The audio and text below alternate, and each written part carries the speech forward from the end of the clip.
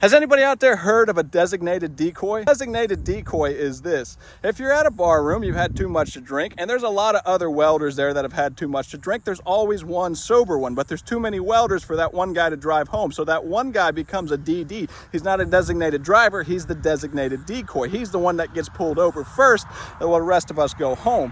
That's only been tried a few times, but it works wonders. Right now we're talking about parks. We're not talking about a line of cars 2 miles long on a 2-lane country road that is just overwhelmed and backed up. The designated decoy in this case is the state parks. Right now there's a lot going on in the state, but we're only talking about those state parks. Nobody's talking about the primaries that happened in August and that there's a possibility the VR systems were hacked. Now, this isn't the first time VR systems has been hacked. They were probed, according to VR, back in 2016. Now, I know what you're thinking. You're thinking I'm crazy because I said they're using the state park to cover up the VR systems issues. VR systems is blaming high traffic for all of the glitches in the August 20th primaries. Could the sinister motive be for VR systems glitches? Why would somebody do this for local primary elections? Well, that's easy. According to Craig Latimer, it's all about taxes. Both sides are pushing candidates forward into the county commission races, and these affect your pocketbooks. VR systems had a lot of errors August 20th.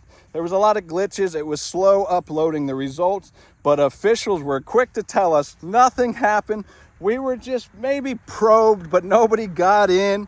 I don't know about you, but if I've been probed, you got in. See, Governor, if I was in charge of that Great Outdoor Initiative money, I would use it to help all people of Florida. I'd go over there to Pinellas and I'd give some to save the West Klosterman Preserve. They got 3 weeks to raise $500,000. They need all the help they could get. I would then come on over into Tampa and I would save the Sulphur Springs swimming pool. They only need $10 million to get the pool going. Mayor Castor is never going to give them the money.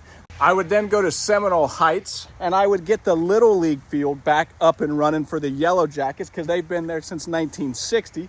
If you want to get people outdoors, Governor, start in the big cities. I'd then come over here to Sydney, Dover area and I'd buy the old American cyanamide phosphate mine that Hillsborough County turned into a Superfund site.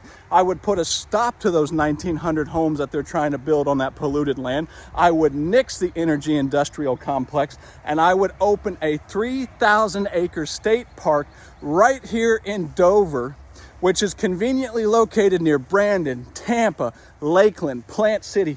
I would open it as an ATV park, Governor, and half equestrian park, Governor.